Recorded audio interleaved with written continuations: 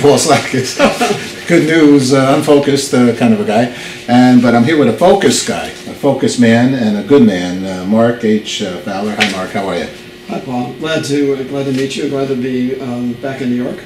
You know, I'm actually extremely happy to get a chance to speak with you. I know one of your close friends and co-author, actually, Barbara. I had a hard time, but I think it's Mueller. Yeah. Just think of G-O-N-E as opposed to the way it's spelled. And the Mueller family, you know, everybody knows we're into this peace kind of thing. Peace and world harmony, that's means a lot and to us. And so Barbara and her husband, and maybe you, you know, helped our peace movement for a zillion years, and we're leaders and are still leaders. And you are as well. You're with the United Nations Association, you're out of San Diego, and you're a businessman also, mixing that into, because without business, I have learned, there is no peace, because it's very hard to do business and be peaceful if you don't have any economics to be able to do that, because you can't be fed. So tell us a little bit. Survival comes first. Survival is important. So money, you know, sometimes people never want to say money with peace, but the fact of the matter is that's part of peace, and we need to recognize that, wouldn't you say? I would.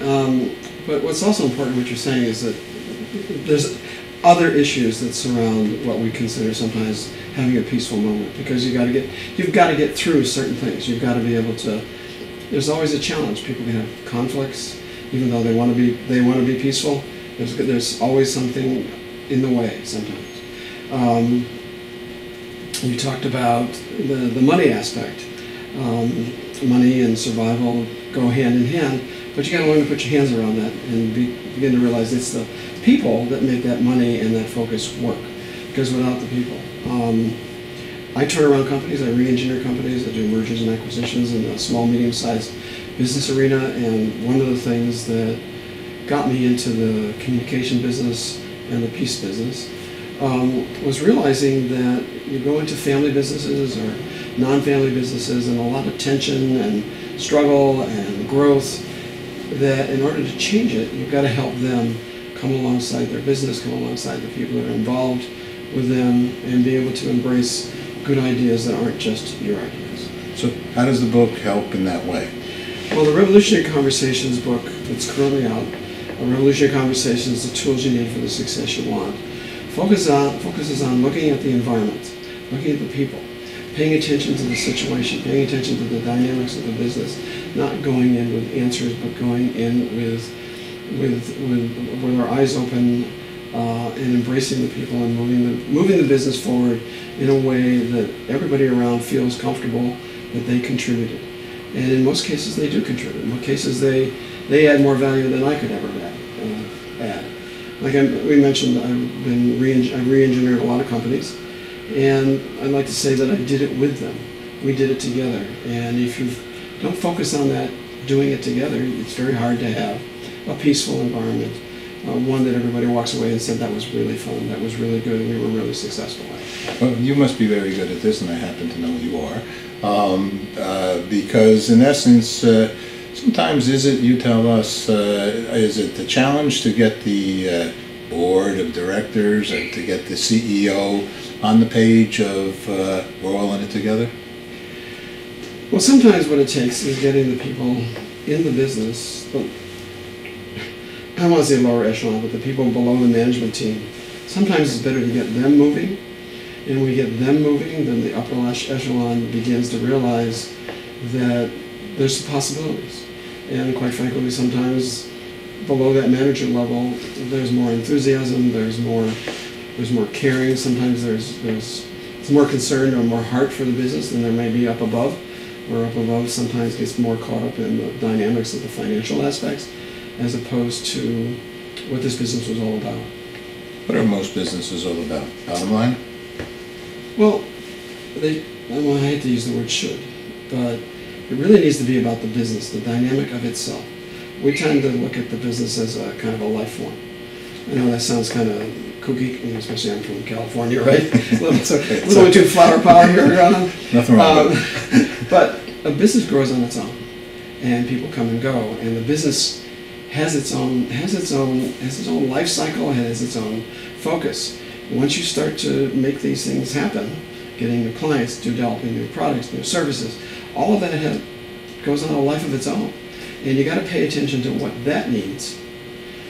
Not that you forget about the people, but if it's about what the business needs, and you come alongside that, then you can bring the people around it as well. So give us some idea of what some of the chapters are. So now writing a book is always an experience, I imagine, right? you got a couple days of experience. I could do 10 turnarounds and not sweat. And every day for we first tackled the book about 2007, and we got it done by 2013. It was uphill. I've written a lot of articles, but I'd never written a book. And we got a lot of good people involved with this, and it's been exciting, but it's a sweat. So. Well, is it this one book, or have you made changes, additions over this? Well, the book is only 3 years old, 3.5 years old. Oh, okay. And the focus has been on not so much being a bestseller, but even though we won a number of awards for the book, it's focusing on getting involved in businesses and other organizations. Matter of fact, we did a retreat for barbers in our United Nations Association, and it was so powerful that they almost doubled their board, and they doubled their attendance in that organization, and they continue to grow and grow and grow in their events because they all got on the same page. For-profit, non-profit? Anything and everything. For-profit, do you run differently than a non-profit? Well, you know about non-profits. I do. People are there because they have a heart to it, or they've put money in it, and sometimes that skews what happens. So, especially if it's a volunteer organization and it's got volunteers, because you can't boss a volunteer around per se, because you don't pay them, right? So it has a certain, and if somebody's donating $1 million a year, and even though they may not be doing the best work, you still have to pay attention to it, which is different than business. I wanted to double check this word, the title of your book, revolutionary. Yeah. Okay, so that's a fairly strong word. Why'd you select that one? Well, revolutionary conversations, right? Right. Well, it kind of selected itself. Okay. When you're putting together a book, we probably had, I don't know, I want to say 1,000 different titles, but that's not what happened.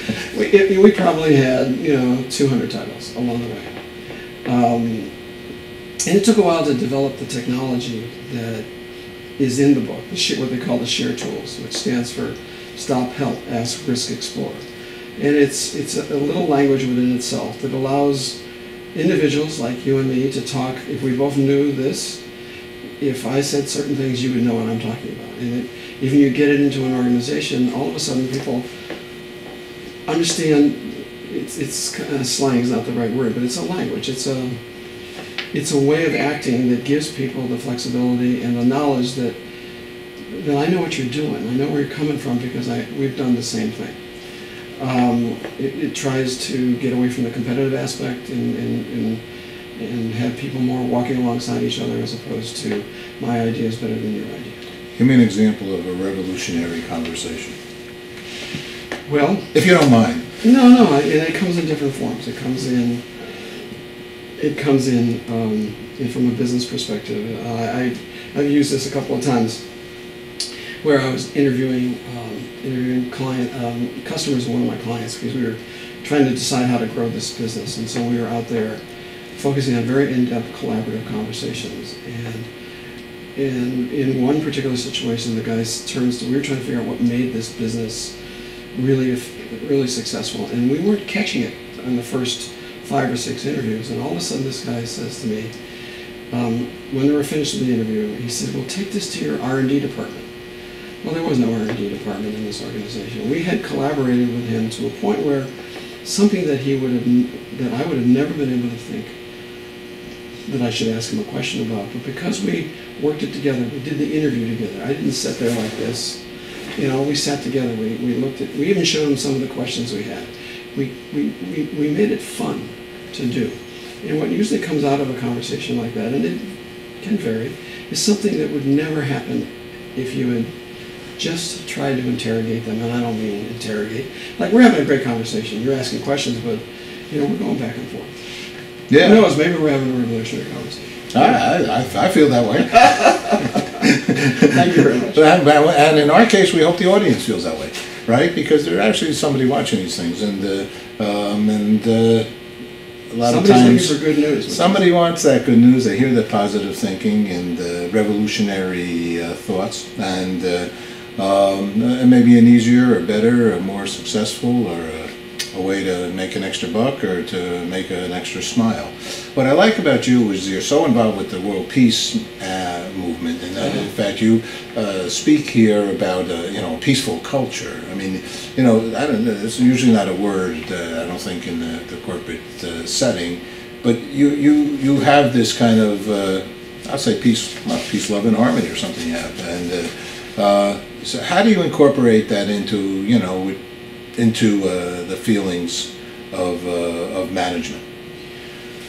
Well, we started doing this back in the 80s, and I met my late partner, Gloria Axelrod, who was George Axelrod's first wife. I remember the 7-year itch and breakfast at dinner. Oh, wow. Right, Gloria was really quite, from New York.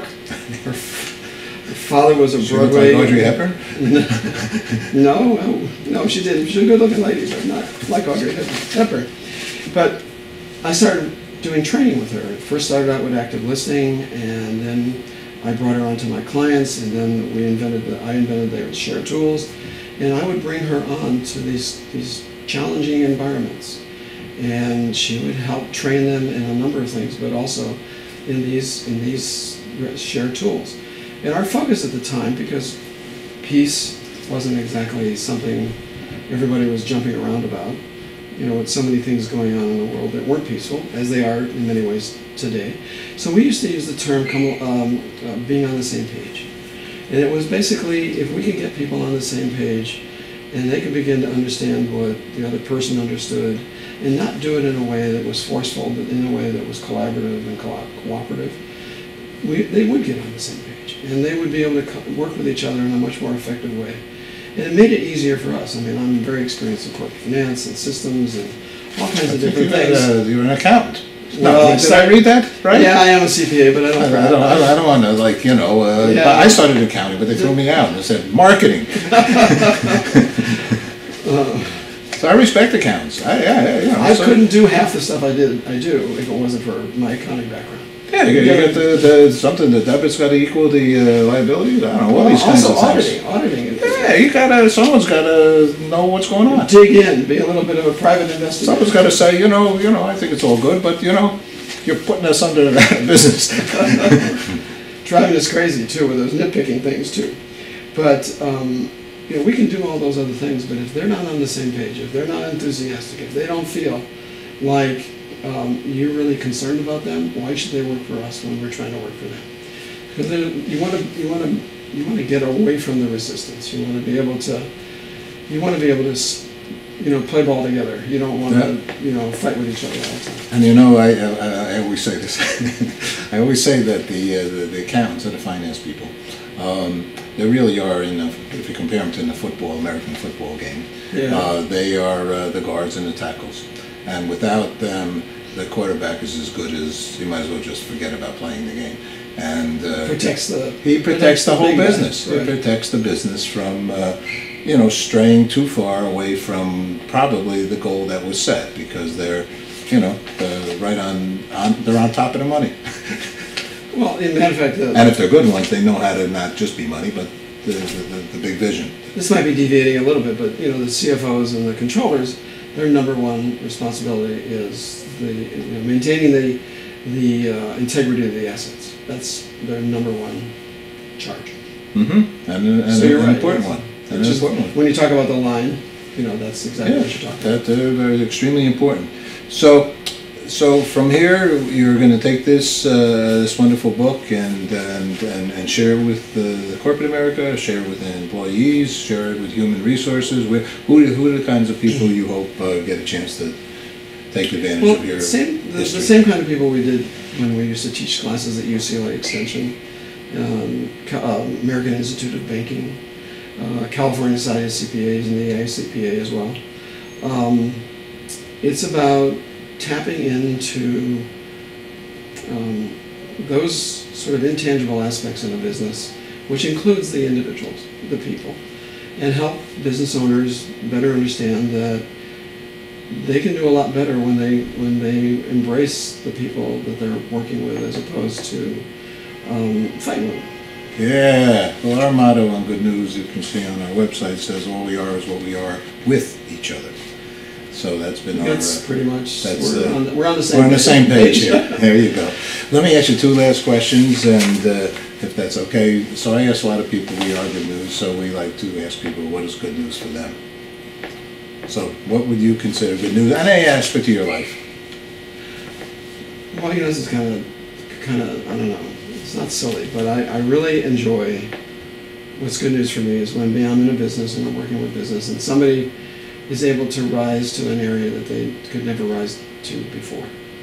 And that gives me a lot of pleasure, and even if I'm not participating, it's good to see that somebody is, spread their wings and done something with it. I love it. I love that answer. That's you're happy for your fellow man, right, / woman. Last question, because we're very involved with this world peace, as you are and have been for so many years, the International Day of Peace, September 21st. So I've asked thousands of people, what does peace mean to them? So Mark, what does peace mean to you? Sometimes I look at it from different perspectives. Sometimes you come into different situations. But I think peace for me revolves around the fact that connections, that we're a lot of different people running around on a big but small planet, and peace means to me that we can reach out and work with others in a way that really adds more value to the situation, to them and to us. Beautiful, revolutionary conversations. Mark Fowler, thank you very much for taking some time to share some good news with us, and by far you're loaded with it. Thank you very much. Thank you. Paul, it's been good. All right.